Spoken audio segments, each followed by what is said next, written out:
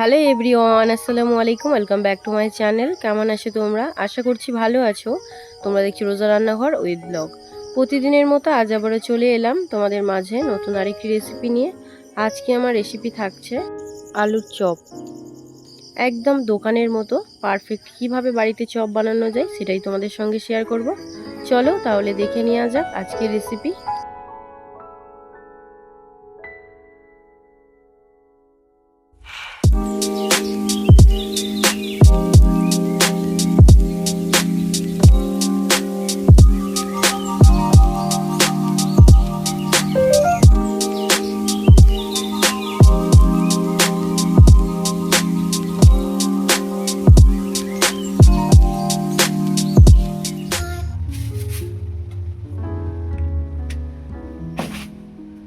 আজকে বানাবো আলুর চপ। তার জন্য এখানে 5টা আলু সেদ্ধ করে নিয়েছি। এদিকে সব মশলাও নেওয়া হয়ে গিয়েছে।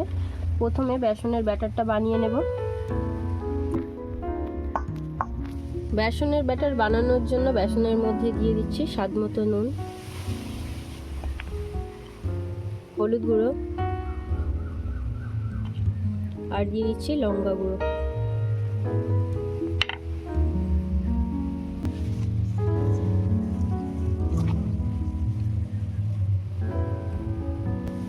এবারে পরিমাণ মতো জল দিয়ে ব্যাটারটা বানিয়ে নেব।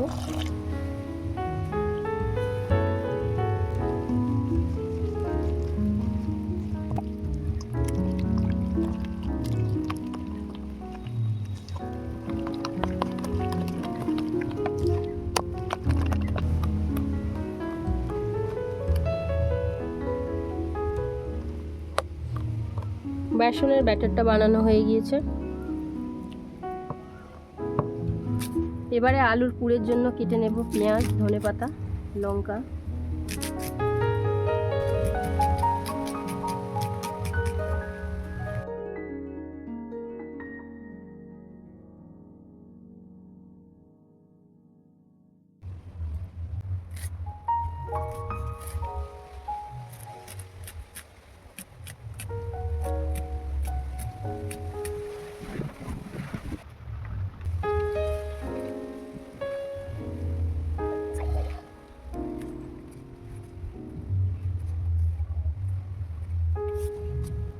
এবারে আলুর খোসাগুলো ছাড়িয়ে নেব।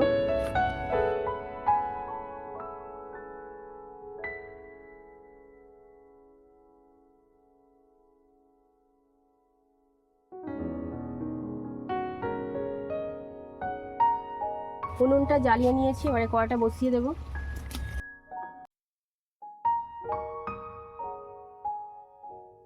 চপের পুরটা বানিয়ে নেব, তার জন্য দিয়ে দিচ্ছি সরিষার তেল,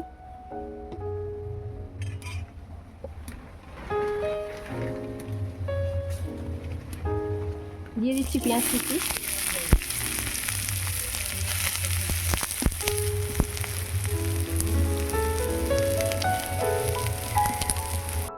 এবারে দিয়ে দিচ্ছি আদা বাটা, রসুন বাটা,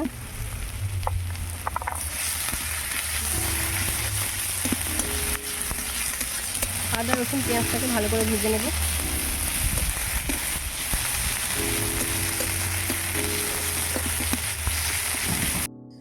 আদা রসুন ভাজা হয়ে গিয়েছে। এবারে সেদ্ধ করে রাখা আলুগুলোকে ভেঙে দিয়ে দেব।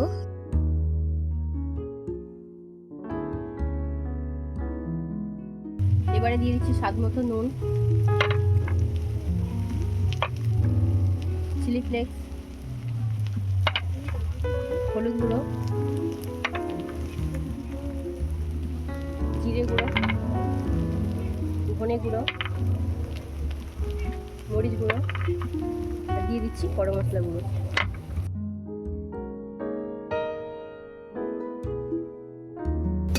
এবারে দিয়ে দেবো লঙ্কা কুচি, ধনেপাতা কুচি। এবারে ভালো করে নেড়ে চেড়ে আলুর পুরটা বানিয়ে নেব।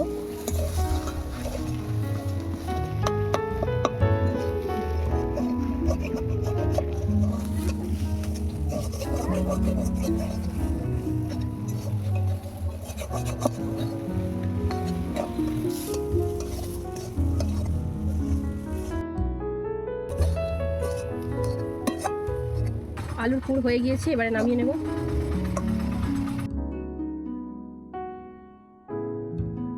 পুরটা থালায় ঢেলে নিয়েছি, এবারে ঠান্ডা করতে দেব।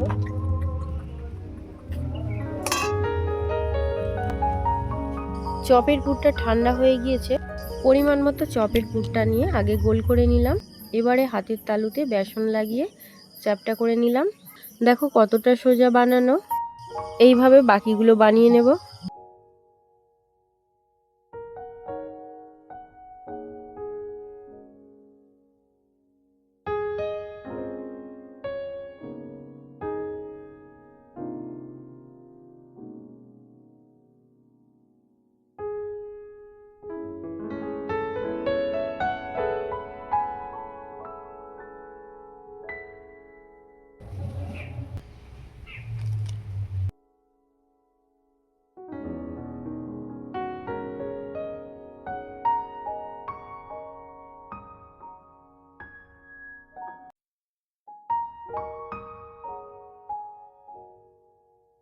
চপগুলো ভেজে নেওয়ার জন্য দিয়ে দিচ্ছি সাদা তেল।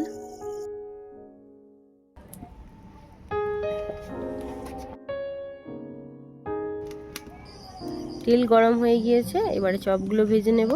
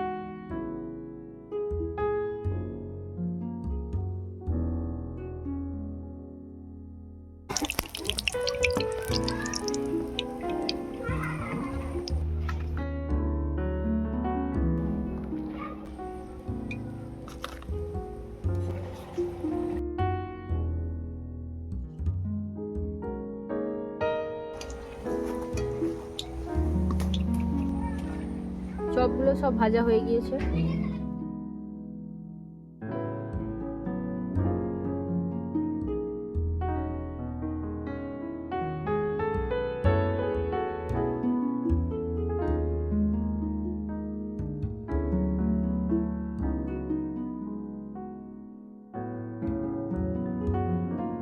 আমার আজকের রেসিপি তোমাদের কেমন লেগেছে অবশ্যই কমেন্টে জানাবে। যদি আজকের রেসিপি ভালো লেগে থাকে বন্ধুদের সঙ্গে শেয়ার করো। দেখা হচ্ছে আবারও নেক্সট অন্য কোনো রেসিপির সাথে। ভালো থেকো, সুস্থ থেকো, পরিবারের খেয়াল রেখো। বাই, আল্লাহ হাফেজ।